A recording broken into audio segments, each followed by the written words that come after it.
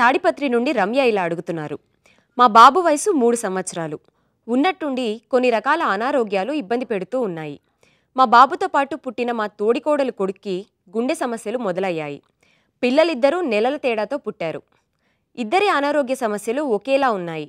వైద్యుని సంప్రదిస్తే బాబుకు గుండె సమస్యలేవీ లేవు అన్నారు. భవిష్యత్తులో ఈ సమస్యలు ఏవైనా రావచ్చా? గుండె సమస్యలు ఉన్నాయని ముందుగానే గుర్తించే మార్గాలు ఏవైనా ఉన్నాయా? దయచేసి తెలియజేయగలరని అడుగుతున్నారు. మనకి ఒక పలానా బాబుకి పలానా ప్రాబ్లం ఉంది, అది నా బాబుకు కూడా ఉండొచ్చా లేదా అన్నది, అది మనం ఫస్ట్ అండ్ ఫార్మోస్ట్ థింగ్ దాని గురించి టెన్షన్ పడదు. ఎందుకంటే టెన్షన్ పడాల్సిన అవసరం లేదు. పక్కన ఉన్నటువంటి పిల్లలు వేరు, మన పిల్లలు వేరు.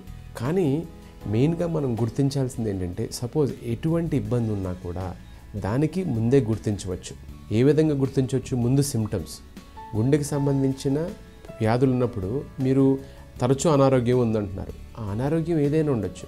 మీరు కరెక్ట్గా మీ పీడియాట్రిషియన్ సంప్రదించినట్టయితే ఈజీగా మనం గుర్తుపట్టచ్చు. సింపుల్, జస్ట్ బై ఒకసారి జనరల్ ఫిజికల్ ఎగ్జామినేషన్ తోటి గుండెలో దానికి సంబంధించిన సౌండ్ అంటే మర్మర్స్ లాంటి ఏమైనా ఇబ్బందులు ఉన్నాయా లేదా.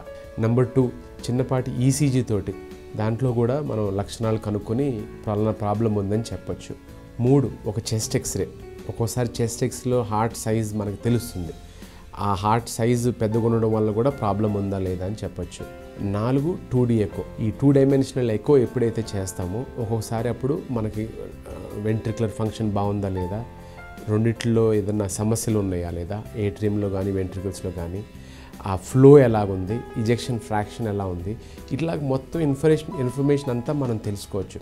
ఒక్కసారి మీ డాక్టర్ దగ్గరికి వెళ్ళి detailed evaluation of the heart చేయించుకుంటే ఇట్ ఈస్ వర్త్, బికాజ్ మనకి పీస్ ఆఫ్ మైండ్ ఉంటుంది.